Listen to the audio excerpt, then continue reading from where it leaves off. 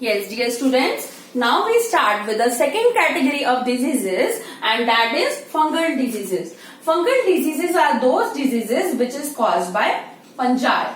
ठीक है, fungi या fungi आप कुछ भी बोल सकते हैं.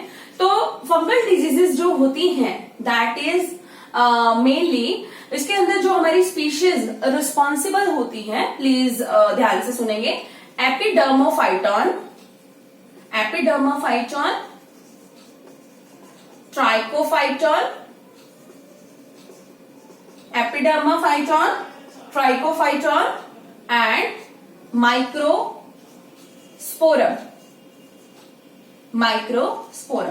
तो ये मेन स्पीशीज होती हैं हमारे फंजाई के which are responsible for the fungal diseases. अब ये जो फंगल डिजीजेस होती है ना बेटा, ये बहुत जल्दी इन्फेक्शन ट्रांसमिट होती है from one person to another person. इसमें मेनली हमें ये वाली जो डिजीजेस होती हैं, it is transferred from contaminated towels,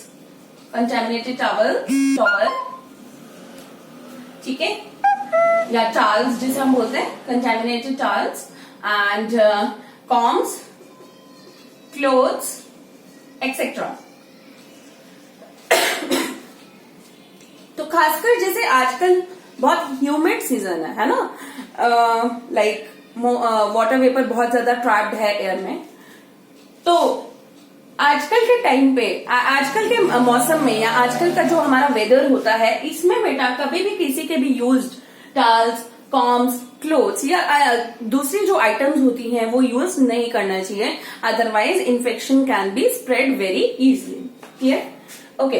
अब क्या होता है कि ये जो फंगल डिजीजेस होते हैं, इसमें जो मेनली रोल प्ले होता है वो किस चीज का होता है? Heat and moisture. मतलब ये ऐसी कंडीशंस हैं जहां पे फंजाई जो होगा वो ग्रोथ करेगा. हीट एंड मॉइस्चर, मेनली जैसे टोज रीजन में, ठीक है, हमारे पैरों के है ना टोज होते हैं इनसाइड द फिंगर्स, है ना, फिंगर्स के इनसाइड. तो इनसाइड या in between the fingers. Clear? ठीक है. एंड ये हो गया. फिर उसके बाद ग्रोइंग रीजन, आपको पता ही है ग्रोइंग रीजन, मैंने आपको बता रखा है. ग्रोइंग रीजन कौन सा रीजन होता है? It is the reason which is present between our stomach and thighs. जो स्टमक और थाइज के बीच का जो रीजन होता है उसको हम बोलते हैं ग्रोइंग रीजन. ठीक है. तो यहाँ पे जो चांसेस होते हैं वो ज्यादा होते हैं फंगल डिजीजेस के, specially during the heat and moisture. तो इसलिए हमें क्लीनलीनेस मेंटेन करना बहुत जरूरी है. ओके. इसके लिए जो हमारे सिम्टम्स होते हैं वो क्या होते हैं? Dry scaly lesions. लेशंस क्या होते हैं? लेशंस का मतलब होता है कुछ भी एब्रप्शंस होना स्किन के ऊपर, अल्सर्स हो जाना, ठीक है, जो कि स्किन को डिस्ट्रॉय कर दे. तो dry scaly lesions on the skin, and dryness आ जाती है, या फिर पस एक्यूमुलेट हो जाना इनटू द वेरियस रीजन. ठीक है. तो वो चीजें होगी. फिर उसके बाद ये जो लेशंस होते हैं, they are also accompanied with intense, आपने खुद भी कभी एक्सपीरियंस किया होगा, इंटेंस इचिंग. ठीक है. इसमें जो मेनली हमारी डिजीज फंगल डिजीज में आती है वो कौन सी होती है? हमारी रिंग वॉर्म, है ना, रिंग वॉर्म के कारण होती है जो हमारी.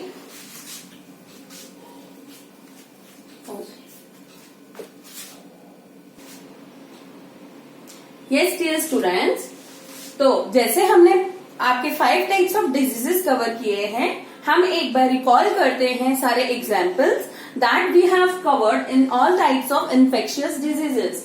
तो बैक्टीरियल में हमने कौन कौन से करे हैं? Dysentery, influenza, typhoid. वायरल में हमने कवर किए हैं common cold, dengue fever, chikungunya.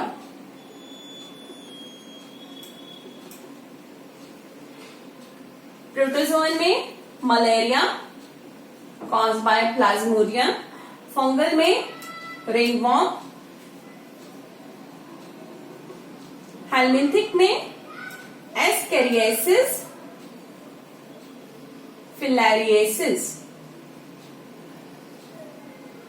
Ascariasis and filariasis, elephantiasis.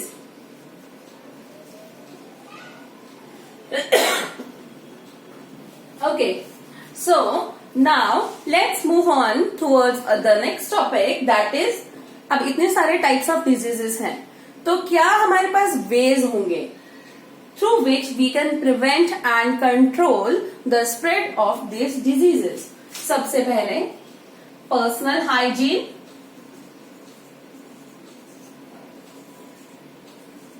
ठीक है. सबसे पहले क्या हुआ? Personal hygiene. Next, close contact with the persons, है ना. अभी आपको क्या कहते हैं, कोरोना डिजीज है, वी से सोशल डिस्टेंसिंग, तो मतलब अवॉइड करना है close contact, otherwise it can spread and it can easily spread from one person to another. Okay, so close contact with persons, क्योंकि कई बार एक इन्फेक्टेड पर्सन को भी पता नहीं होता है कि he or she is suffering from any kind of diseases. ठीक है, तो पर्सनल हाइजीन हो गया बेटा. देन पर्सनल हाइजीन हो गया, क्लोज कॉन्टैक्ट हो गया, पब्लिक हाइजीन, ठीक है. अब कुछ स्पेशल काइंड ऑफ प्रिकॉशंस होंगे या प्रिवेंशन के मेथड्स होंगे which are taken care for, especially for vector-borne diseases. Vector-borne diseases मतलब जो जैसे मॉस्किटोज के थ्रू स्प्रेड होते हैं, उसमें हमें स्टैग्नेंट वाटर नहीं खड़े होने देना है ना, कहीं पे भी पानी को खड़ा नहीं होने देना. तो अवॉइड स्टैग्नेंट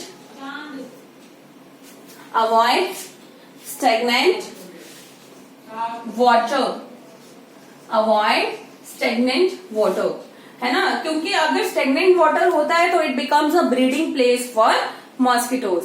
ठीक है जी. तो okay, use of mosquito nets, use of mosquito nets, cleanliness, proper cleanliness of our houses and our surroundings.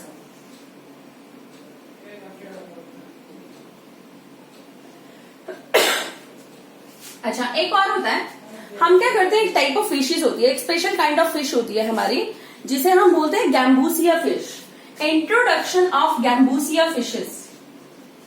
Gambusia fishes वो क्या करते हैं, इट फीड्स ऑन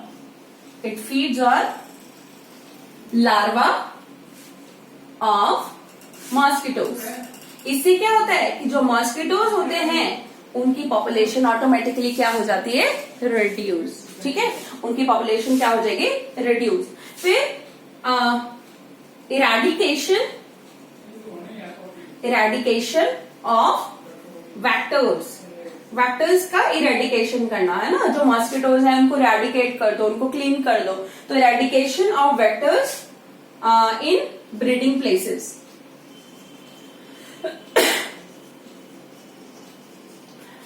एक और है, मैं यहाँ पे लिखती हूँ. दीज आर ये 5 and 6 point is spraying of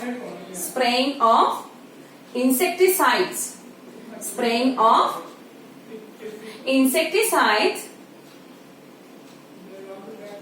especially in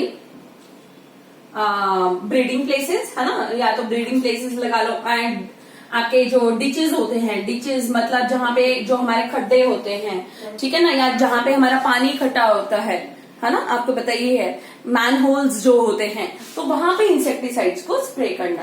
तो through these special kinds of methods we can control vector-borne diseases. I hope this is clear to all of you. Thank you, dear students. Thank you and have a nice day.